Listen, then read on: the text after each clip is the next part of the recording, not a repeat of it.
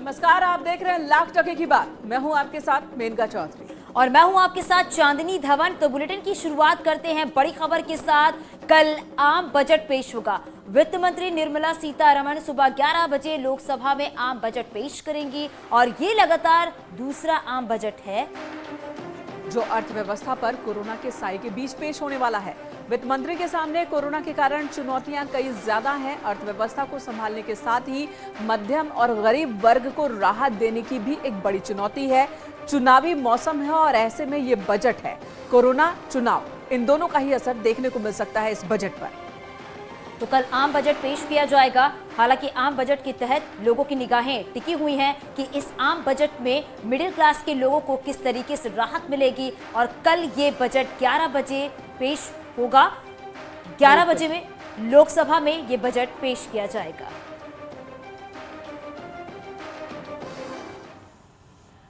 तो कल अपना बही खाता लेकर वित्त मंत्री निर्मला सीतारमण पहुंचेंगी संसद और उससे पहले आज राष्ट्रपति के अभिभाषण के साथ ही संसद के बजट सत्र की शुरुआत हुई।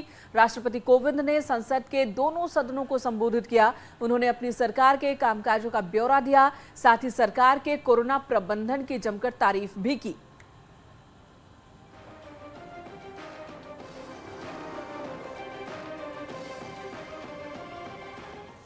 कोविड-19 के खिलाफ इस लड़ाई में भारत के सामर्थ्य का प्रमाण कोविड वैक्सीनेशन प्रोग्राम में नजर आया है।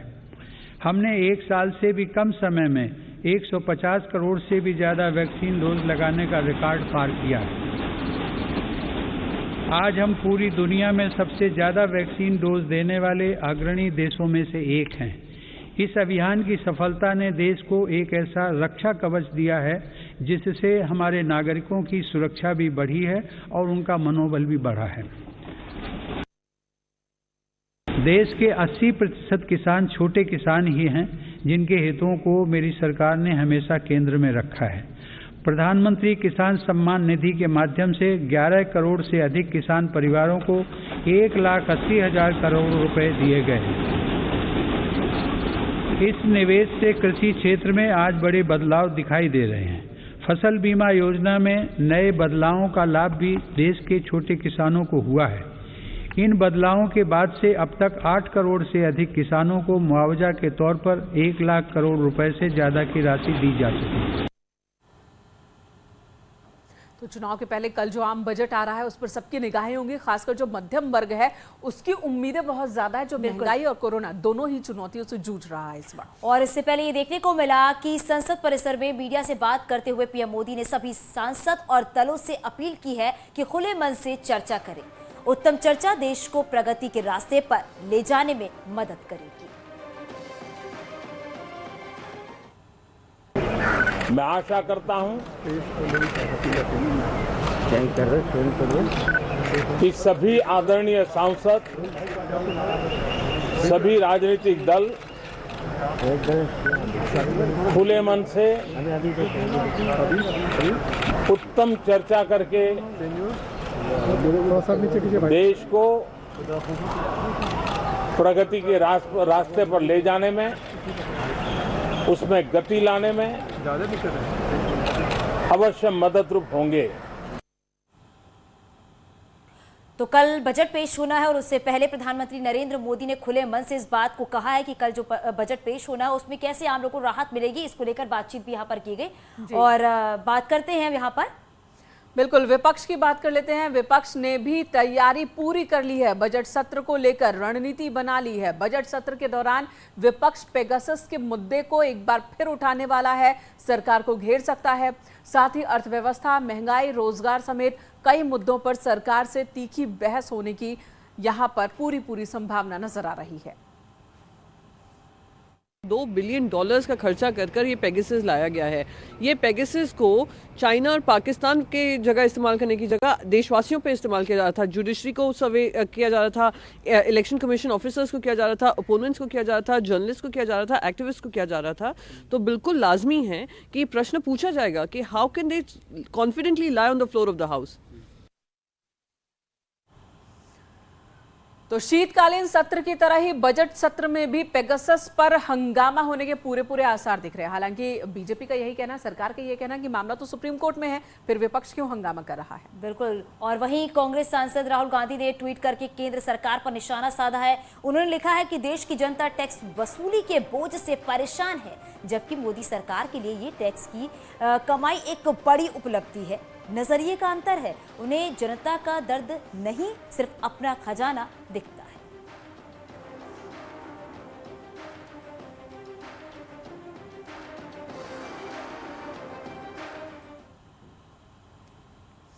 और संसद में आज दो तस्वीर देखने को मिली ऐसी, जिस पर चर्चा पूरे दिन होती रही। दरअसल ये तस्वीर थोड़ी चुनावी गर्मी से अलग की तस्वीर है।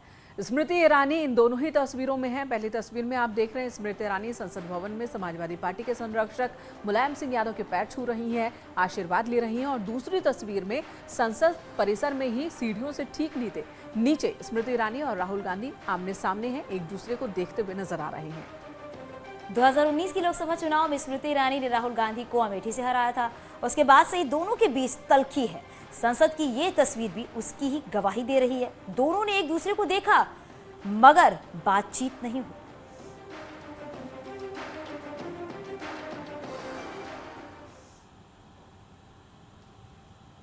और चुनाव आयोग ने राजनीतिक पार्टियों को आज एक बड़ी राहत दी है। अब क्या है, 1000 लोगों की सभा को मंजूरी दे दी गई है। अब तक 500 लोगों की सभा की छूट थी, जिसे 1000 कर दिया गया है। वहीं इंडोर की अगर बात की जाए तो 500 लोगों की बैठने की इजाजत दी गई है। इंडोर में 500 लोग जमा हो सकेंगे, आउटडोर सभा 1000 लोग जमा हो सकेंगे। इसके अलावा डोर टू डोर कैंपेन की बात की जाए तो पहले संख्या 5 की थी लोगों की, लेकिन अब इसे बढ़ाकर 20 कर दिया गया है। अन्य नियमों पर रोक अब भी है। बड़ी रैलियों पर, रोड शो पर, पदयात्रा पर पूरी तरह से रोक जारी रहेगी। फरवरी तक, आपको बता दी, 11 फरवरी तक चुनाव आयोग ने ये नियम जारी किए हैं।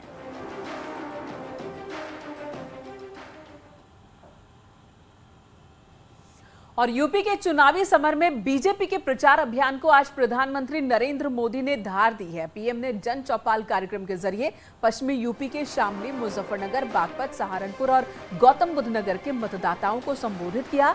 इस दौरान पीएम ने सीएम योगी के काम की तारीफ की, साथ ही समाजवादी पार्टी पर जमकर निशाना साधा।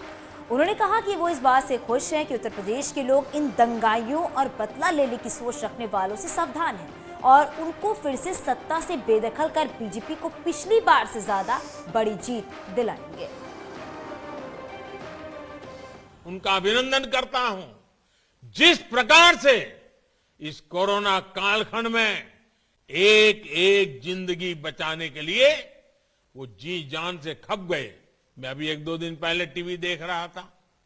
चुनाव की इस गहमा गहमी में भी योगी जी सुबह सुबह अस्पताल पहुंच गए। मरीजों की सेवा हो रही कि नहीं वो देख रहे थे। वैक्सीन की क्या अवस्था है वो देख रहे थे। कोरोना की स्थितियां क्या है वो देख रहे थे। चुनाव के इन समय में अपने राज्य के लोगों की ऐसी चिंता करने वाला नेता अगर हमारे पास है, ऐसी सरकार है। गुंडागर्दी करने वाले लोग थे ना, वो अवसर की तलाश में कैसे भी करके उनको सत्ता में वापस आना है। ऐसी अनुकूल सरकार उनको चाहिए कि उनको उनके अपने खेल खेलने में सुविधा हो।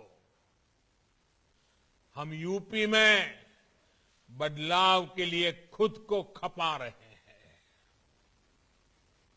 जबकि वो आपसे बदला लेने की ठान कर बैठे हैं।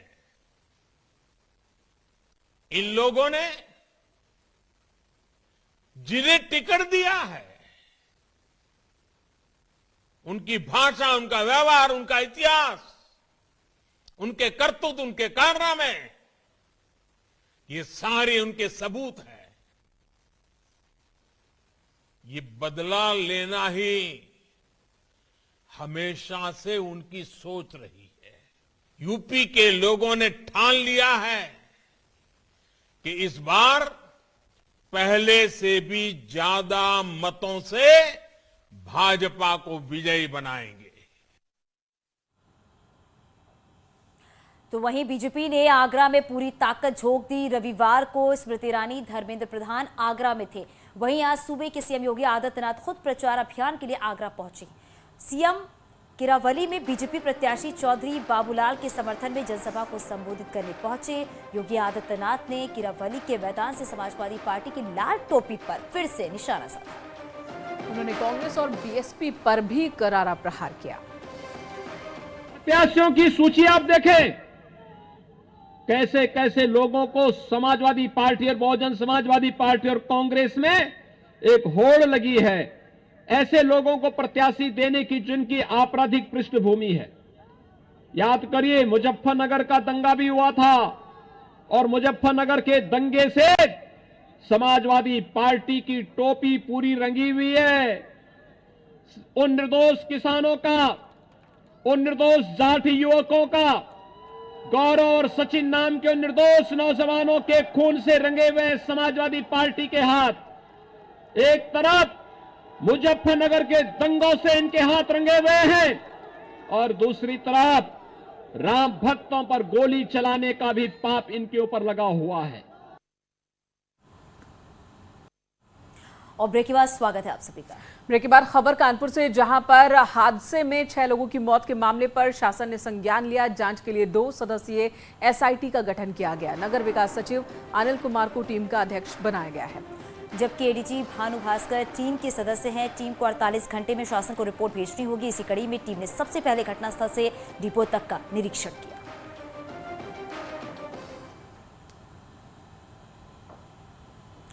और कानपुर हादसे से जुड़ा एक वीडियो भी सामने आया, वो भी आपको दिखाते हैं। वीडियो हादसे से पहले का बताया जा रहा है और बस का ड्राइवर नशे में था, जिसको लेकर सवारियों ने हंगामा किया और बस को रुकवा दिया। लेकिन थोड़ी देर के बाद मामला शांत हो गया, बस आगे बढ़ गई और इसके बाद ही बस कई लोगों को रौंदते हुए आगे बढ़ गई। 6 लोगों की मौत हो गई इस हादसे में, कई लोग गंभीर रूप से जख्मी भी हैं।